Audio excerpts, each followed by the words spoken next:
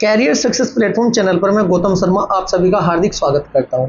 CTET SST paper second previous year question series को आगे बढ़ाते हुए आज हम कवर करेंगे 1 फरवरी 2023 में पूछे गए प्रीवियस ईयर क्वेश्चनों को एक्स्ट्रा फैक्ट व डिटेल के साथ। एक्स्ट्रा फैक्ट व डिटेल को कवर करना प्यारे बच्चों इसलिए जरूरी है क्योंकि एग्जाम में यदि क्वेश्चन रिपीट नहीं होता है तो डिटेल से तो 100% क्वेश्चन रिपीट होता ही होता है।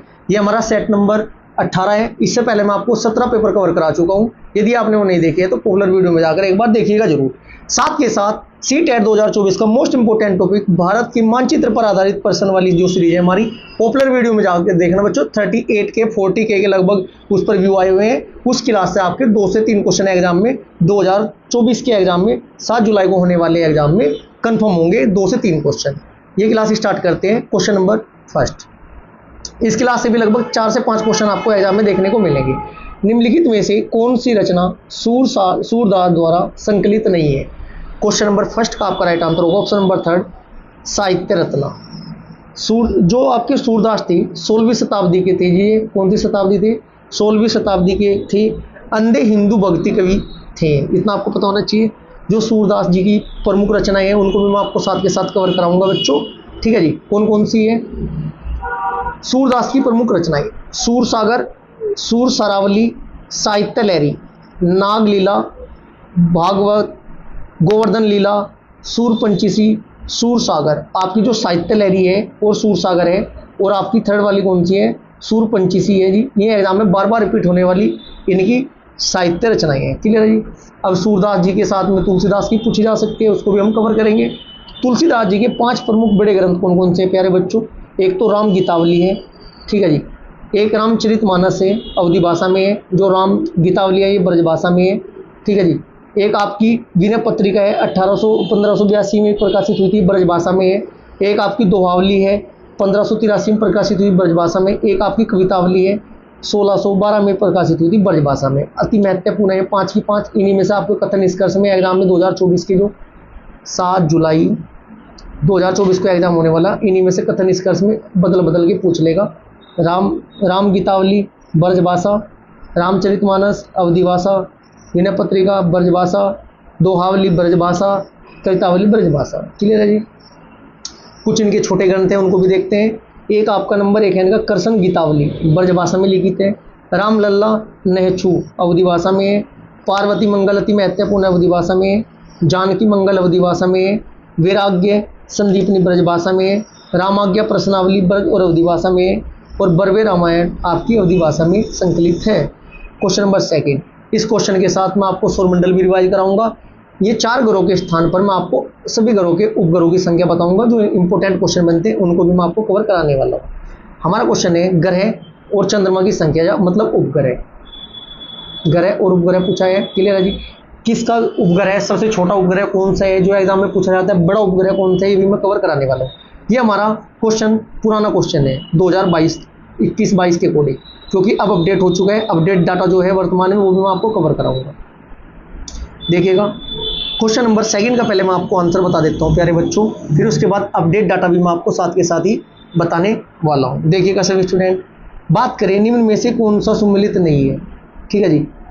मंगल ग्रह के 2 उपग्रह होते हैं। मंगल ग्रह के 2 उपग्रह बिल्कुल आपका सही है। इनके नाम क्या क्या है मेरे प्यारे बच्चों? एक होता है फोबोस, मंगल का फोबोस, और डीमोस सौरमंडल का सबसे छोटा उपग्रह है। क्लियर है जी। बात करें बृहस्पति हमारे सौरमंडल का सबसे बड़ा ग्रह है, तो उसके उपग्रह कितने हैं बच्चों? उस टाइम के अकॉर्डिंग बृहस्पति के 79 ग्रह थे। कितने ग्रह थे बच्चों? उस टाइम के अकॉर्डिंग 79 ग्रह थे। यूरेनस के कितने हैं बच्चों? यूरेनस के 4 और छल्ले हैं और इसके 21 उपग्रह हैं। ठीक है जी। नेपच्यून है जो आपका, इसके कितने उपग्रह हैं? 14 उपग्रह हैं। क्वेश्चन में क्या था बच्चों? इसमें कथन निष्कर्ष का क्वेश्चन था। इसका मतलब आपका ऑप्शन 4 में गलत दे रखा है, 3rd गलत दे रखा है, 2nd गलत दे रखा है। सिर्फ मंगल ही सही है। इसमें 2, 3, 4 ये सुमेलित नहीं है। कथन निष्कर्ष में आपका क्वेश्चन था, उससे कोई फर्क नहीं पड़ता। राइट आंसर है मंगल के 2 उपग्रह फोबोस और डीमोस। क्लियर है जी। अब मैं आपको अपडेट डाटा कवर कराता हूँ। सबसे पहले क्वेश्चन ये पूछा जाता है कि सौरमंडल में ऐसे कौन कौन से ग्रह हैं जिनके कोई उपग्रह नहीं है। अति महत्वपूर्ण क्वेश्चन है जी। एक क्वेश्चन आता है कौन से 2 ग्रह जो उल्टी दिशा में चक्कर लगाते हैं। एक ही क्वेश्चन ये आता है कि कौन से ऐसे उपग्रह हैं जिनके कोई उपग्रह नहीं, बुध और मंगल। पृथ्वी का एकमात्र उपग्रह चंद्रमा। मंगल के कितने, 2 होते हैं, फोबोस और डिमोस, मैं आपको बता चुका हूँ। बृहस्पति के 95 है। तो 2024 के अकॉर्डिंग शनि के सर्वाधिक उपग्रह कितने, 146। अरुण यानी यूरेनस के कितने हैं बच्चों, 27। वरुण यानी नेपच्यून के कितने हैं, 14। प्लूटो के कितने हैं, 5। इसे तो ग्रह की श्रेणी से हटा ही दिया गया है। इतना आपको पता होना चाहिए। उपग्रह का क्वेश्चन एग्जाम में पूछा जाता है। कुछ स्टूडेंट ऐसे होंगे बच्चों जिनको इंग्लिश में नाम याद नहीं है। मान लें सपोज कीजिएगा क्वेश्चन ये आ गया एग्जाम में कि सबसे बड़े ग्रह का नाम बताइए। 99.9% स्टूडेंट को पता है सर सबसे बड़ा ग्रह बृहस्पति है। यदि बृहस्पति ऑप्शन में ना आए तो ऑप्शन में मान लें सपोज कीजिए मरकरी, मार्स, जुपिटर और यूरेनस दे दिया, तो 90% स्टूडेंट ऐसे होंगे जिनके गलत होने के चांस ज़्यादा है क्वेश्चन को। इसलिए जो जितने भी आपके ग्रह हैं सभी के नाम इंग्लिश में भी आपको पता होना चाहिए। अर्थ किसका है जी, पृथ्वी का। जुपिटर किसका नाम है जी इंग्लिश में, बृहस्पति का। मार्स किसका नाम है जी, मंगल का। मरकरी बुध का नाम है इंग्लिश का। नेपच्यून वरुण को कहते हैं। प्लूटो यम ग्रह को कहते हैं। ठीक है जी, ये तो आपका ग्रह की श्रेणी से हटा दिया गया है, इसको हटा दीजिएगा। सैटर्न शनि को कहते हैं। ठीक है जी, यूरेनस अरुण को कहते हैं। वीनस शुक्र को कहते हैं। ये अति महत्वपूर्ण आपकी स्लाइड थी। चलो अब सौरमंडल के जो आपके ग्रह बनते हैं मैं आपको बार बार रिपीट कराऊंगा जब तक आपके कंफर्म याद नहीं हो जाए। क्लियर है जी, बार बार रिपीट कराने की जिम्मेदारी मेरी है। हम आकार के अनुसार, तो आकार को तो हम एस से याद करते हैं और दूरी को हम डी से याद करते हैं। अब ये देखिएगा एस सबसे बड़ा ग्रह उपग्रह, सबसे पहले आपको समझना होगा बच्चों सबसे बड़ा S1 पर कौन है, बृहस्पति। सौरमंडल का सबसे बड़ा ग्रह कौन सा, बृहस्पति। नंबर 2 पर आता है S2 किसके सामने लिखा हुआ है, शनि के। S3 किसके सामने लिखा है, अरुण के। S4 किसके सामने लिखा है, वरुण के। S4 होंगे। S5 पर हमारी पृथ्वी आती है आकार के अनुसार। आकार के अनुसार 6ठे नंबर पर आपका आता है मंगल। आकार के अनुसार 7वें नंबर पर आता है आपका शुक्र। आकार के अनुसार 8वें नंबर पर आता है आपका बुध। सबसे बड़ा ग्रह आकार के अनुसार बृहस्पति, सबसे छोटा ग्रह आपका आकार के अनुसार क्या हुआ बच्चों, बुध हुआ। अब मैं साथ के साथ आपको बता देता हूँ बच्चों कि हमारा आकार के अनुसार तो मैं बता चुका हूँ आपको। अब लेकिन दूरी के अनुसार ये हमारा सूर्य है। D1 पर आएगा आपका बुध, D1 पर बुध। D2 पर आएगा आपका शुक्र। D3 पर आएगा आपका पृथ्वी। D4 पर आएगा आपका मंगल। इसका मतलब सूर्य से दूरी के अनुसार सबसे पहले नंबर पर वो आपका बुध है, दूसरे नंबर पर शुक्र है, तीसरे नंबर पर पृथ्वी है, चौथे नंबर पर मंगल है। S5 पर आएगा आपका बृहस्पति, S5 नहीं D5। D6 पर आएगा आपका शनि। D7 पर आएगा अरुण और सबसे जो बाहरली साइड है D8 पर आएगा आपका वरुण। क्लियर है जी। S के अनुसार आकार, D के अनुसार दूरी। सबसे बड़ा ग्रह बृहस्पति, सबसे छोटा ग्रह बुध, सबसे नजदीक ग्रह बुध, सबसे दूर ग्रह वरुण। क्लियर है। अब बार बार एग्जाम में रिपीट होने वाला क्वेश्चन है कि शुद्र ग्रह किन 2 ग्रहों के मध्य पाए जाते हैं। राइट आंसर होगा बृहस्पति और मंगल के मध्य कौन कौन से पाए जाते हैं, इन दोनों के मध्य क्या पाए जाते हैं बच्चों, ये शुद्र ग्रह पाए जाते हैं। अब एग्जाम में ऐसा करके पूछ लेगा कि जो आंतरिक ग्रह कौन कौन से हैं। स्टार्टिंग के 4 जो है आपके ग्रह इनको आंतरिक ग्रह बोलते हैं। जो बाहरली साइड के 4 हैं इनको बाह्य ग्रह बोलते हैं। पार्थिव ग्रह बुध, शुक्र, पृथ्वी, मंगल। आंतरिक ग्रह बुध, शुक्र, पृथ्वी, मंगल। टेरेस्ट्रियल प्लैनेट बुध, शुक्र, पृथ्वी, मंगल। अकॉर्डिंग टू ऑप्शन कुछ भी पूछा जा सकता है। जो आपके बाह्य ग्रह होंगे उनको बृहस्पतिक ग्रह भी बोलते हैं या जोवियन ग्रह, जोवियन प्लैनेट भी बोलते हैं या गैसीय ग्रह भी कहते हैं। कौन कौन से होते हैं, बृहस्पति, शनि, अरुण, वरुण। बृहस्पति, शनि, अरुण, वरुण। क्लियर है जी। Next question number 3। Pen change कर लेते ब्लैक। निम्नलिखित में से ए तथा आर को पढ़िए तथा उपयुक्त विकल्प का चयन करिए। अभिकथन। उत्तरी ध्रुववर्त और उत्तरी ध्रुववर्त और उत्तरी ध्रुव के बीच के क्षेत्र बहुत ठंडा होता है। सूर्य की किरणें हमेशा तिरछी होती है और कम उष्मा देती है। सही विकल्प का चयन कीजिए। क्वेश्चन नंबर 3 का आपका राइट आंसर बताना है आपको कि 3 का राइट आंसर क्या होने वाला है। क्लियर है जी। चलो मैं आपको बता देता हूँ। जो आपका अकॉर्डिंग टू डायग्राम ये आपका कौन सा पोल है बच्चों, उत्तरी ध्रुव। ये आपका कौन सा बच्चों, साउथ पोल। क्या कहा इसमें, उत्तरी गोलार्ध में आर्कटिक सर्कल आपका यहाँ बैठता है लगभग, ये बैठता है यहाँ पर 66.5 के लगभग। क्लियर है जी। क्लियर है, इतनी बात समझ में आई। उत्तरी गोलार्ध में आर्कटिक सर्कल और दक्षिणी गोलार्ध में आर्कटिक सर्कल उत्तरी ध्रुव तथा दक्षिण ध्रुव के बीच स्थित क्षेत्र बहुत ठंडे होते हैं। बात बिल्कुल सत्य है, क्योंकि भूमध्य रेखा आपकी ये 0 डिग्री इक्वेटर बोलते हैं या विषुवत रेखा बोलते हैं। जैसे जैसे आप भूमध्य रेखा से ध्रुवों की साइड जाओगे ठंड होती जाएगी, सर्दी होती जाएगी।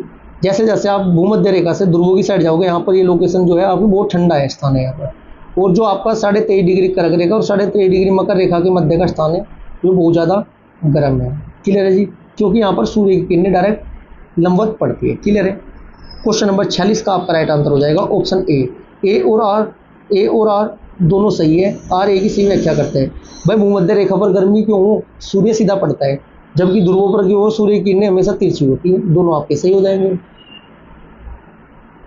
चलो इससे तो मैं बाद में कवर करवाऊंगा। क्वेश्चन नंबर 4, भारत के केंद्रीय सरकारी कार्यालयों में खुलने का समय पूर्वाह्न 9 बजे भारतीय मानक समय से चंडीगढ़ के पास 76 डिग्री 45 मिनट पूर्वी देशांतर पर, कलकत्ता के पास 88 डिग्री 15 मिनट पूर्वी देशांतर क्रम पर स्थित केंद्र सरकार के कार्यालयों के खुलने का स्थानीय समय क्या होगा।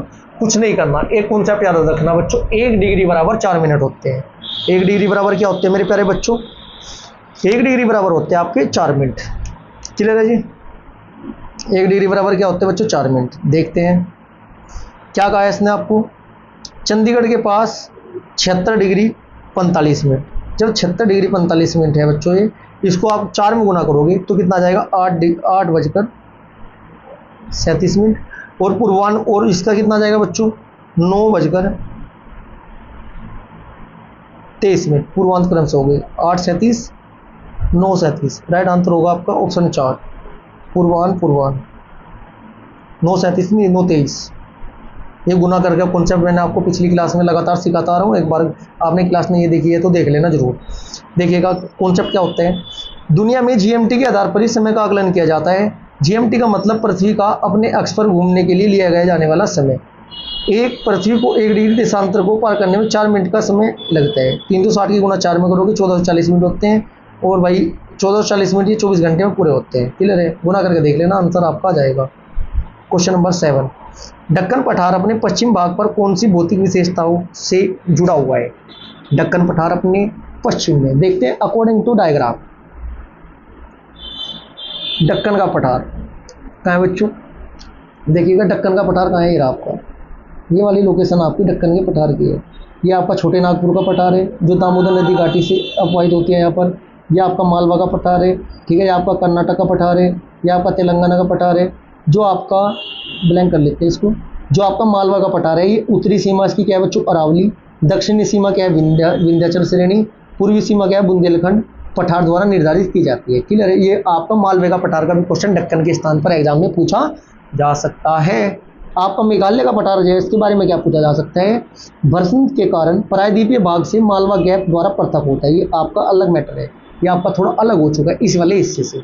अब बात करते हैं बच्चों हम दंडकारण्य क्षेत्र जो होता है आपका उड़ीसा, कोरापुट और कालाहांडी जिला, छत्तीसगढ़ बस्तर जिला और आंध्र प्रदेश विशाखापट्टनम और श्रीकाकुलम जिले में फैला हुआ है। कौन सा है, दंडकारण्य क्षेत्र। अब बात करते हैं दक्कन का पठार। ये दक्कन ट्रेम का निर्माण कब हुआ था बच्चों, 146 मिलियन वर्ष पूर्व हुआ था।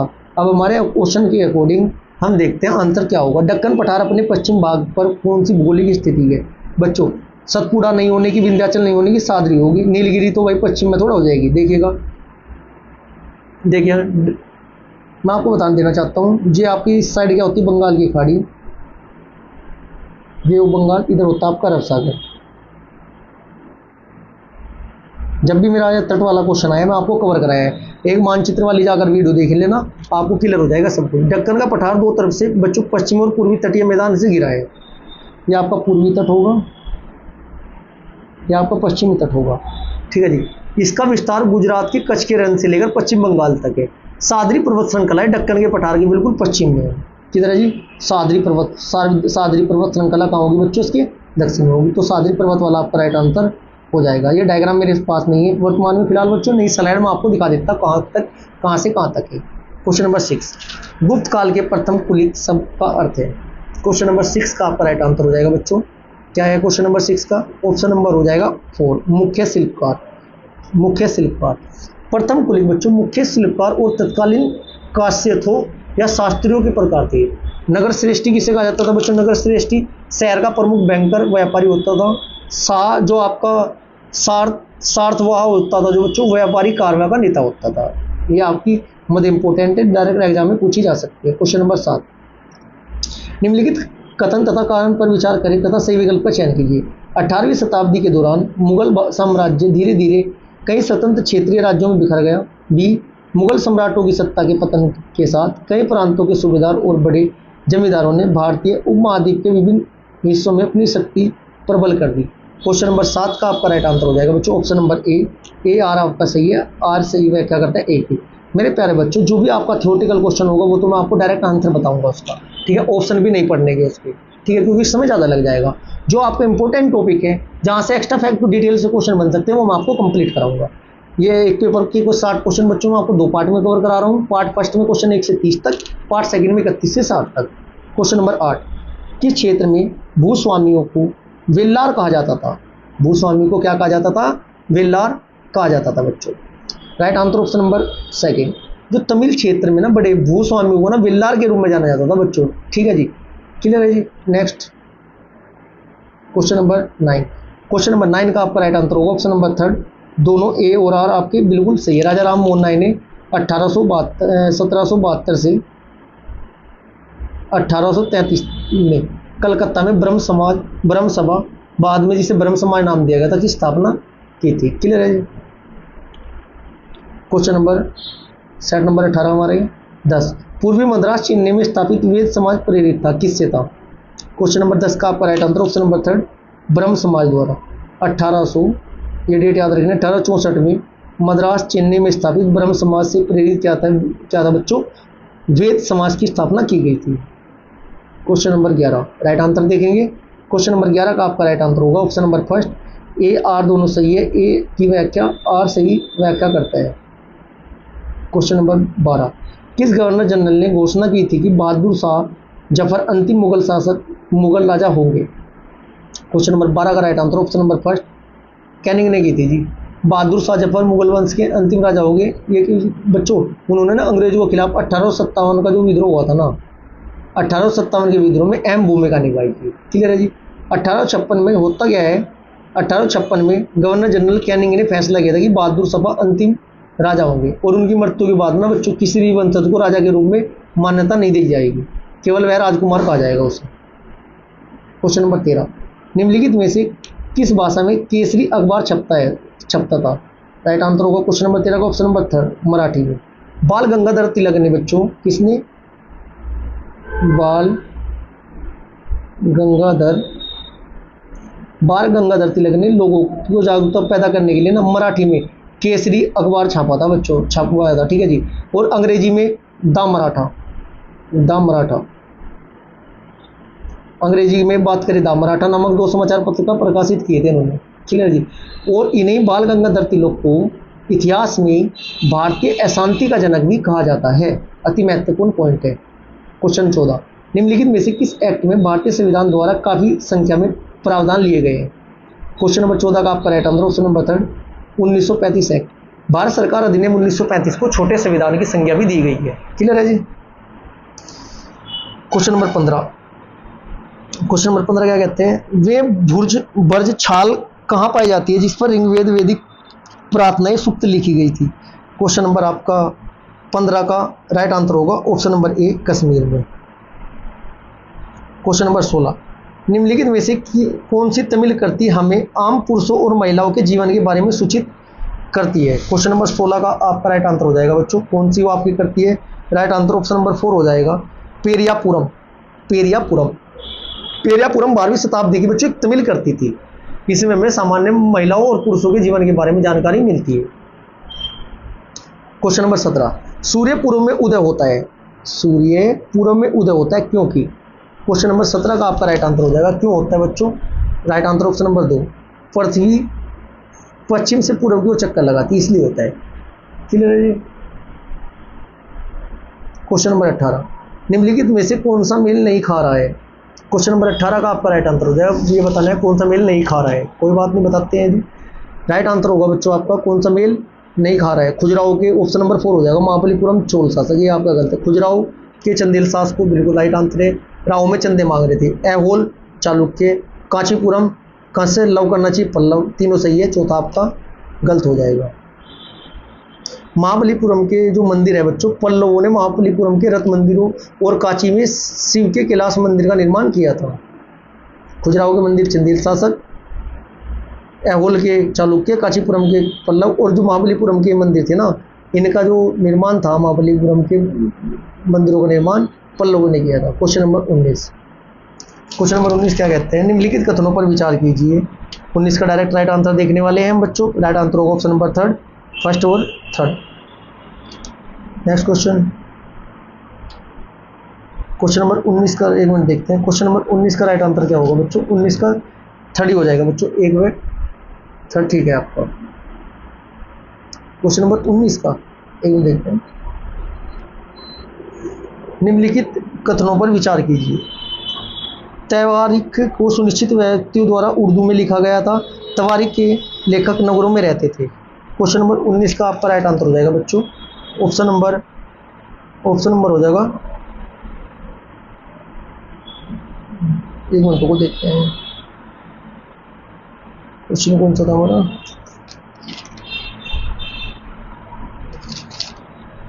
सेकंड होगा बच्चों, उसका थोड़ा डाउट था मुझे से, सेकंड ठीक होगा, सेकंड और थर्ड ठीक होगा, मतलब सेकंड वाला। कैसे सर, अब मैं आपको बताता हूँ थोड़ा डिटेल के साथ।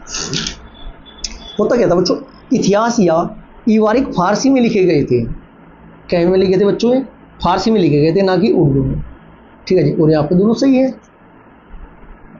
क्वेश्चन नंबर 20, मिलान करना है कॉलम फर्स्ट और कॉलम सेकंड का। ये बताना कौन सा किससे प्राप्त होता है। ये चट्टान वाली में आपकी क्लास, आज आपकी चट्टान वाली आपकी क्लास जल्दी प्रोवाइड करा दी जाएगी। एक बार आप शॉर्ट ट्रिक के साथ उसे देख लेना, करा चुका हूँ मैं इस क्लास को आपको। क्वेश्चन नंबर 20, क्वेश्चन नंबर 20 का संगमरमर, बलुआ पत्थर, कोयला, ग्रेनाइट, ये आपको बताना है क्वेश्चन नंबर 20 में। संगमरमर कैसा होता है बच्चों, रूपांतरित चट्टान होती है। कैसी चट्टान होती है बच्चों, रूपांतरित चट्टान।